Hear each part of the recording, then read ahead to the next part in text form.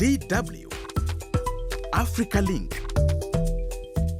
South Africa and the United States have had one of the most intriguing economic relationships this year. What started as a tense and uncertain bond appears to now be changing into a promising partnership for economic development. In early May 2026, around 25 officials from Pretoria and Washington met to discuss cooperation in minerals, energy, and infrastructure. This meeting has been described as the highest level engagement between the two countries since relations deteriorated. But what can South Africans expect from this renewed engagement? It is, in many ways, part of the new scramble for Africa.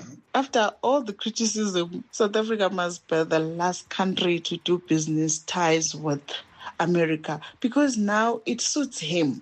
No one trusts Trump. South Africa should consider local processing of its raw materials.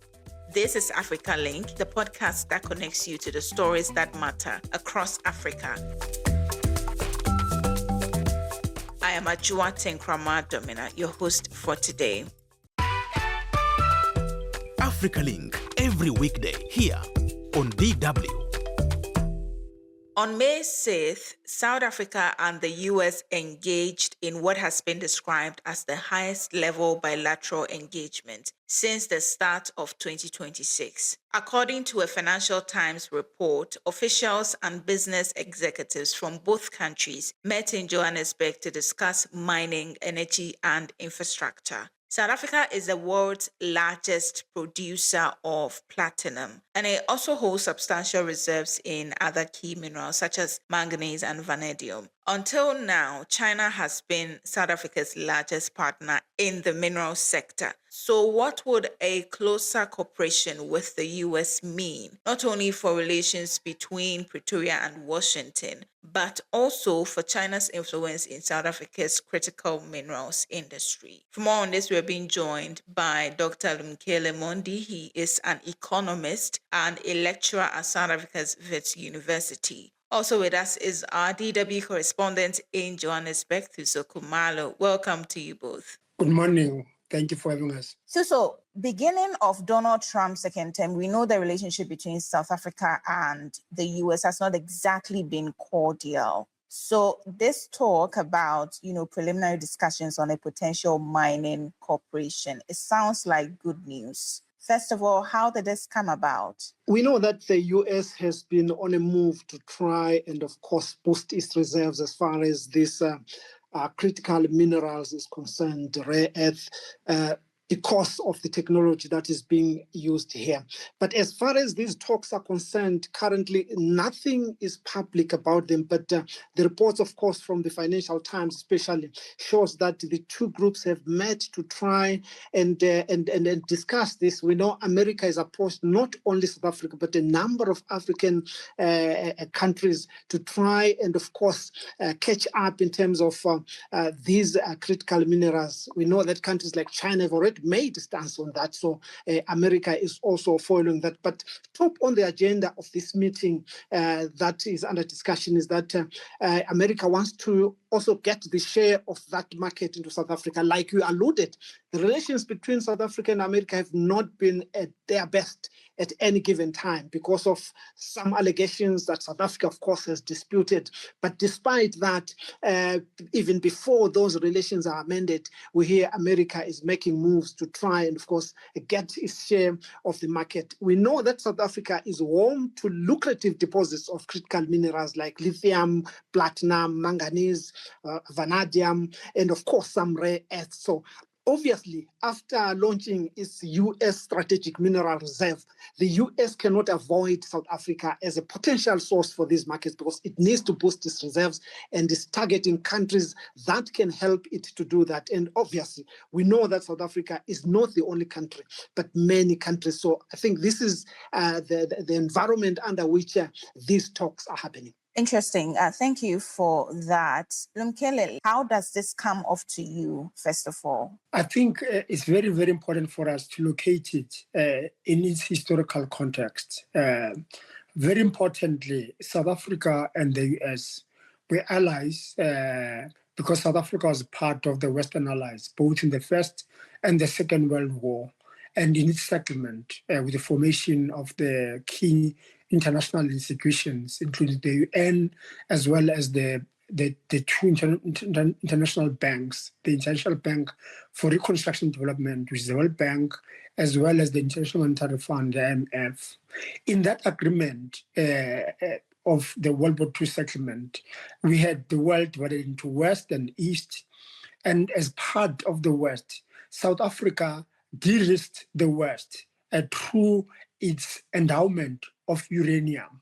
So the whole Cold War and the arms race, in particular, developing nuclear, a lot of this, the biggest source of uranium at that time was South Africa. So the mining team, both political and operational in the US, understand that history and understand the importance of South Africa in relation to mining. It was not surprising, therefore, for us that for the first time in many years, at the mining Indaba in February, the US brought one of its biggest delegations ever to participate in the African mining Indaba. And I think the meeting that we had under Ambassador Bozell is a continuation of those discussions that's there as to how do we also partake in this growing opportunity, given that the Chinese have been far ahead. So the point I'm trying to highlight here is that despite the current presidency, the relationship between South Africa and the US historically has been forged at the coalface of war, at the coalface of building international institutions that I've mentioned, and therefore we shouldn't be surprised why the US, despite the rhetoric, political administration currently, that in reality, practically, there are a lot of positive things taking place. Thank you, Lumkile. So Lumkile seemed to be very, positive about this partnership and the relationship South Africa and the US has built over the years. But what about the public? Have they, met this discussion with skepticism, or people are genuinely expectant of a positive deal? Because this deal or these talks about the deal are, I think at their infant stage, like our experts said, that they just started at the mining Indaba, and now the nitty-gritties of them are not out there in the public for the public to start engaging on the issues. But I should say that America, by many people here, because of the allegations that it has put in South Africa, souring the relations, it's looked at with suspicion by a lot of people. So any move by the US will always cause suspicion as to whether that's a genuine move or another way of exploiting. Because some people are already saying what America has been doing to South Africa is a scare tactic to say, when we come and want agreements, we want to make you submit because of these allegations that we have put. These are suspicion, of course. So in that light, if you hear people talking about the United States and the relations and the intentions of the US and South Africa,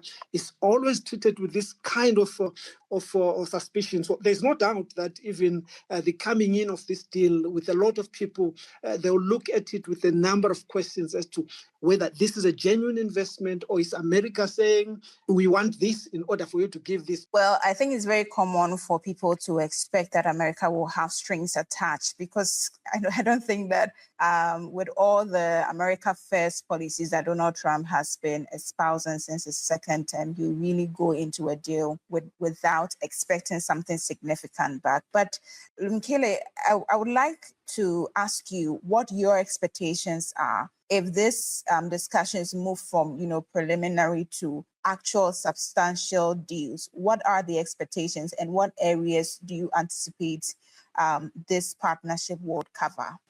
So this partnership should not be viewed in isolation with already what exists, what we do the US in the mining sector. We already export a variety of critical minerals, from the platinum-based metals, ruthenium, palladium, and many others, as well as barium and others, critical minerals to the US. So they know us very, very, very well. And also having given that history around uranium, which was very important for the US as well as Britain, which is in that film called The Oppenheimer. That relationship really is a relationship that's very, very deep. And the conversation that took place at the Mining Indaba and the meeting that Mr. Bozel, Ambassador Bozel led, both delegations from the US, is really a continuation of how to work together, because I think we have a much better understanding of the Congo Basin, including our neighbors Zimbabwe and as well as Zambia, where there is quite a lot of richness around these critical minerals, specifically copper, lithium, as Mr. Kumalo alluded to, as well as many others, tin, tantalum, etc. So we know very, very well. We've got processing capabilities. We're a reliable partner. All the security in relation to our export of critical minerals is sealed because of the existing relationship. I don't see that there's going to be new partnerships per se.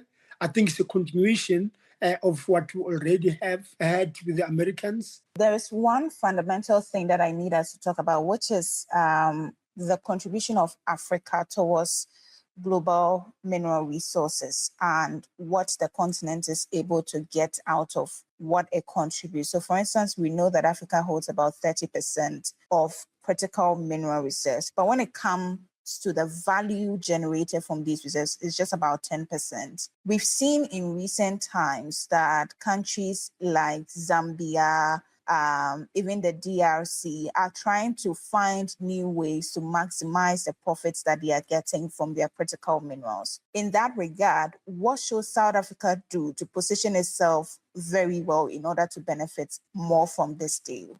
South Africa has really been very poor. We know that South Africa, the state was rigged through state capture and the infiltration of the state apparatus by syndicates across many sectors, including precious metals. In that experience, South Africa missed a lot of opportunity, because for Africa to maximize its mineral endowment, we need value addition. We need to start processing and creating some of the goods here in the African continent. However, we can never be able to do that in the absence of energy security. So we've got, just in the southern part of the continent, Tanzania, Mozambique on the eastern side, well endowed with energy resources, specifically gas. And then if you just go across straight line, you go to Angola and Namibia, well endowed again with gas and oil in the case of Angola. Therefore, we have got an energy grid called the Southern African Power Pool, which does not go yet to countries like Angola. So because of internal strife, South Africa, who has got a very deep experience around energy, and at the time before state capture and corruption and criminality that came into the political arena of South Africa, we had a capable energy company called Eskom, which could have really played a critical role in making sure that at least the southern part of the continent, SADC specifically, is energy capacity and is able to export the rest of the energy to the rest of the continent, using both on the east to strengthen the grid on the east, the Tanzania as well as the Mozambican, and then on the western side, the Namibia as well as the Angolan endowment,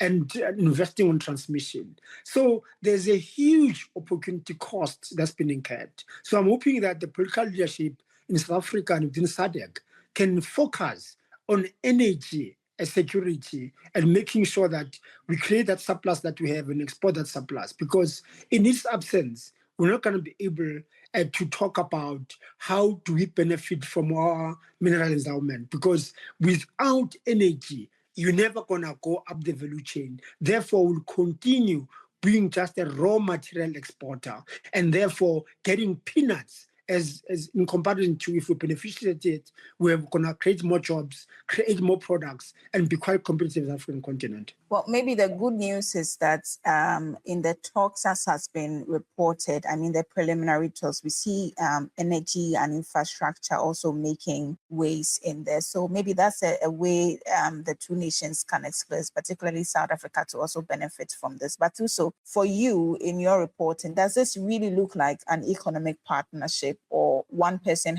may have the advantage over the other? I think if we look at the current US president's stance when it comes to investment and when it comes to getting something or making deals in countries, this gets to be problematic. I mean, like our expert said, America is a very large investor here, despite all the relations in South Africa.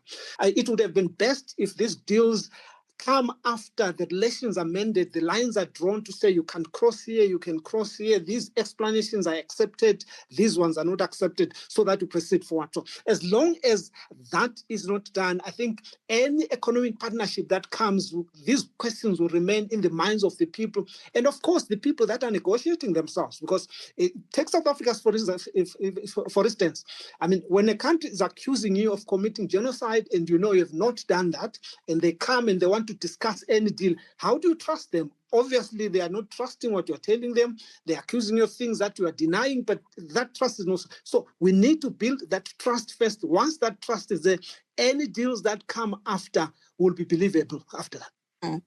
Thank you, Suso. Lumkile, we know that China for a long time has been, for want of a better word, the biggest partner in terms of minerals with a lot of African countries, South Africa included. What does a new partnership with America mean to the existing relationship with China in terms of minerals? So, I mean, our posture is very clear to the global community.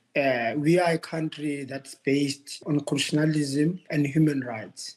So we work with all countries in the world, except when they undermine human rights, wherever they are. So we've been very vocal in relation to what's happening in Gaza. We took the Israeli state to court, to the International Court of Justice, because of who we are. So China understand who we are. They understand the limits or constraint to our relationship. We're a sovereign republic, and therefore we will have friends that may not necessarily be friends of China, and supply the same to America. We'll have friends that are not friends of America, because this is who we are. So therefore, I think the Chinese understand who we are. They, of course, they might be uncomfortable, but they know from the beginning we never change our stance. Our stance is based on our constitution and our experiences in solidarity and human rights. So anything we do is underpinned by that. So I don't think China is going to feel any pressure, because they've benefited immensely also because of South Africa's underinvestment on the value chain of its minerals. We export coal, we export manganese to China, as well as iron ore. And of course, we do that to Brazil and others who got the same endowment in Australia. So really, I don't see much frowning by China or any anger by China. I think they know who we are, and will never compromise on that, because we were a late player in this world, but we built on that solidarity and human rights, and will push those values to the world, and will be hated by the world, by some in the world, as we've seen with the current American administration, which is very uncomfortable with our position. Suso, Lumkele believes this potential deal between America and South Africa will not necessarily affect the already existing relationship between China as far as minerals deals are concerned. Do you agree with that? China has positioned itself here in South Africa as a trusted investor, whether even in bilateral relations, and no country will want to mess that. So South Africa want to keep that. But as far as the US is concerned, despite the shortcomings of the current administration, South Africa has always insisted when it comes to investment, it will get sober and accommodate every investor as they come. So like Mr. Munga said, South Africa is desperate to get investment in the country. I mean, our employment is just too high, and the technology that we have, we still need those big countries or big economies to come and invest in the country. So I think the approach that South Africa is taking on the South African side, it accommodates both America, China, and others to come and invest without any conflicts of interest as far as investment is concerned. Bilateralizations could be something else, but as far as the space to invest, I think South Africa is opening it to all investors to come and invest equally. And I don't see any commotion coming in there or anger, except somebody just want to start noise out of nothing. But as far as that is concerned, I think South Africa is handling it nicely. As long as the South Africa stance is that as long as, like our experts said, as long as South Africa's sovereignty, the constitution is respected, as long as there's mutual respect between the parties, investments are open, and any investor has a space to invest in South Africa because we still have a lot of resources. I mean, if you look at the amounts that we have of platinum, for example, South Africa takes the largest market in the world, about 88% of platinum that we have. So that's too huge for investors to fight over. They all could get in the space and exploit. Let's come back to South Africa and what benefits it can accrue from this. From where you sit as an economist, what will a good deal for South Africa look like? And what will a bad deal look like? I think South Africa is very limited as to what new it can offer, besides its own capability, as well as its own corridors that is had in exporting. I don't think there's anything new because of the energy constraint that South Africa has to exploit any potential of value addition that it could do in partnership with America here in South Africa or anywhere in the continent, really. So it's constrained by energy. I don't think that anything new, that's why I've been stressing this, that, you know what, I don't expect any game changer here, because South Africa is in a far weaker position to extract anything, where a mining town will remain a mining town if we don't get our act together by making sure that we got surplus capacity on energy, we invest on skills to beneficiate the resources. In the absence of that, which is not unlikely to happen in the next 10 years at least, it means South Africa, the best can do is to get that relationship that we've had continued, in the sense that we're just going to be exporting minerals unprocessed to America, and America will do the rest for the world. If you were recruited as an economic advisor on this partnership, what would be your 3 key advice to the South African government? It's very, very limited. I would say, you know what, take any deal because we'd rather be exporting something than exporting nothing. The problem of South Africa is a domestic one. I don't think it's a global issue. It's a domestic one of weak state capacity, failing infrastructure, and many other challenges. I think that those are more important than trying to extract a deal with Americans when you cannot fulfill the other part because you've destroyed quite a lot of capabilities during the state capture and corruption. Just heard Dr. Lumkele Mondi. He's an economist and lecturer at South Africa's Wits University. Earlier, you heard DW correspondent in Johannesburg, Thuso Khumalo. Grateful for your time, both of you. Thank you so much. Thank you. Despite controlling about 30% of the world's mineral reserves, Africa earns only around 10% of the revenue from its mineral exports. The gap raises concerns about how mineral agreements are negotiated. Experts say African governments must negotiate from a stronger position to ensure that such partnerships genuinely benefit their economies. Some operators in South Africa's mining sector spoke to Thuso Khumalo about this preliminary engagement. The US is absolutely clear. They are here to secure raw materials that they want to process in their manufacturing hub in the US. We want reindustrialization of the country, and that means nationalization of the mining industry linked with a strategy to fully beneficiate these minerals locally in the interest of the workers, of the communities.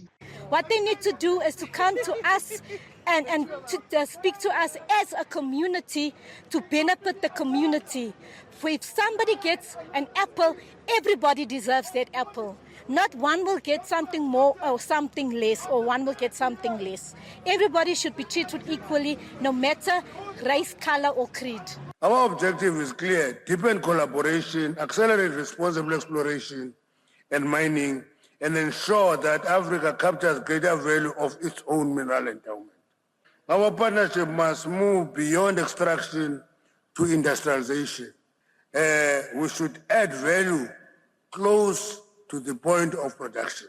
And if we do that, we must reduce pit to port. We must not take copper from Zambia to Angola for export. We must add value in Zambia so that copper is value added in Zambia. And when it goes to Angola to the port, it must be a processed product. That's all we're saying. Those were some South Africans reacting to the talks between their country and the US for a potential minerals deal. What do you also think about this topic? Share your thoughts with us on Facebook and on TikTok at DW Africa. Listen to us on Spotify or wherever you get your podcast. And don't forget to subscribe to our DW Africa's YouTube channel. This show was co-produced and edited by Zelia Frolish. I am Ajua Tinkrama Domina. Bye for now.